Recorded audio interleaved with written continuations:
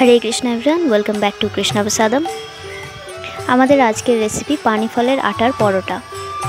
এই অনুকল্প প্রসাদটি আপনারা যে কোনো একাদশীতে নির্দ্বিধায় গ্রহণ করতে পারবেন।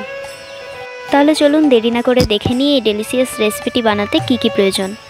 এখানে আমি নিয়েছি 200 গ্রাম সিঙ্গারা আটা বা পানি ফলের আটা, নিয়েছি দুটো মিডিয়াম সাইজের শসাটাকে আমি ছোট ছোট করে বানিয়ে নিয়েছি। এখানে নিয়েছি 3টে গাজরটাকে আমি গ্রেট করে নিয়েছি, আর একটা মিডিয়াম সাইজের ক্যাপসিকাম নিয়েছি, একটা সেদ্ধ আলু, ধনেপাতা, লঙ্কা আর আদা, এগুলো আমি ছোট ছোট করে বানিয়ে নিয়েছি। আচ্ছা, পরোটার ডোটা বানানোর জন্য এখানে আমি একটা বড় বাটিতে পানি ফলের আটাটা নিয়ে নিচ্ছি। এরপর বানানো সবজিগুলো একে একে দিয়ে দেব। প্রথমে দিয়ে দিলাম ক্যাপসিকাম, গ্রেট করে রাখা গাজর, দিয়ে দিচ্ছি শসা,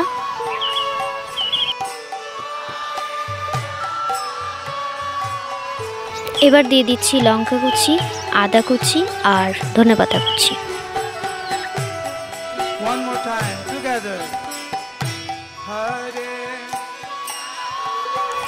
এবার দিয়ে দিচ্ছি সেদ্ধ করে রাখা আলুটা একটু হাত দিয়ে ভেঙে ভেঙে দিয়ে দিতে হবে।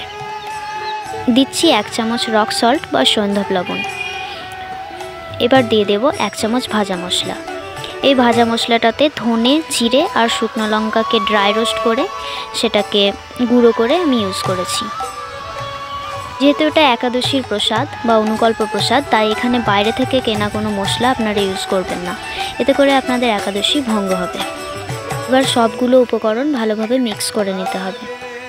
মিক্স করার পরেও যদি মনে হয় শুকনো লাগছে, তাহলে একটু জল আপনারা অ্যাড করবেন। প্রথমে জল অ্যাড করবেন না। যদি মনে হয় ঠিকঠাক মাখানো যাচ্ছে না, শুকনো থেকে যাচ্ছে, তখনই আপনারা অল্প করে জল ইউজ করবেন। এখানে আমার পরোটার ডো একদম রেডি হয়ে গেছে। এবার অল্প অল্প করে নিয়ে হাতের সাহায্যে গোল গোল লেচি বানিয়ে নিচ্ছি। পরোটাটা বানানোর জন্য এখানে আমি আটার প্যাকেটটা নিয়ে নিয়েছি। এবার এর মাঝে লেচিটাকে রেখে উপর দিয়ে আস্তে আস্তে করে প্রেস করে পরোটাটা বানিয়ে নেব। এই পরোটাটা কিন্তু হাত দিয়ে চেপে চেপেই বানাতে হবে। এটা বেলতে গেলেই কিন্তু সাইডগুলো ফেটে যাবে, ঠিকঠাক হবে না, তাই এইভাবে চেপে চেপে আপনারা বানাবেন। আর খুব বেশি পাতলা করার প্রয়োজন নেই, একটু মোটাই রাখবেন। পাতলা রাখলে সেক্ষেত্রে কিন্তু ভেঙে যাওয়ার আশঙ্কা থাকবে। আমি যেইভাবে বানিয়েছি আপনারা ঠিক সেইভাবেই বানাবেন। এবার একটা ফ্রাই প্যান গরম করে তাতে দিয়ে দিয়েছি 2 চামচ মতো সানফ্লাওয়ার তেল। এবার তেলটা খুব ভালোভাবে গরম করে পরোটাটা দিয়ে দেব।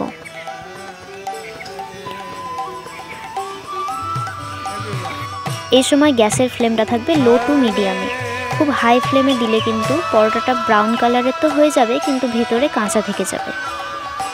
2-3 মিনিট এইভাবে ভেজে তারপরে হালকা করে এই পাশটা উল্টে দিচ্ছি। সেমভাবে এই পাশটাও ভেজে নেব। উল্টে পাল্টে ভেজে নিলে আমাদের ডেলিশিয়াস পানি ফলের পরোটা একদম তৈরি।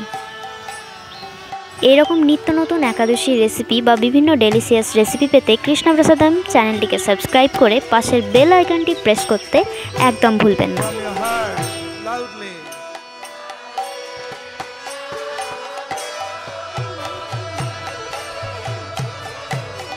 আচ্ছা, আমাদের পানি ফলের পরোটা একদম তৈরি হয়ে গেছে সার্ভ করার জন্যে। এবার তুলসী দিয়ে ভগবানকে ভোগ নিবেদন করে দেব। এই রেসিপিটি আপনাদের কেমন লাগলো অবশ্যই কমেন্ট করে জানাবেন, আর ভালো লাগলে প্লিজ একটা লাইক করে দেবেন। আপনারাও এভাবে বাড়িতে নতুন নতুন রেসিপি বানিয়ে ভগবানকে ভোগ নিবেদন করুন, আর ভগবানের অপ্রাকৃত মহাপ্রসাদ রূপী কৃপা আশীর্বাদ গ্রহণ করে আপনার জীবনকে সার্থক করুন। ভিডিওটি সম্পূর্ণ দেখার জন্য সবাইকে অসংখ্য ধন্যবাদ। Stay Krishna consciousness always. Hare Krishna, Hari বল।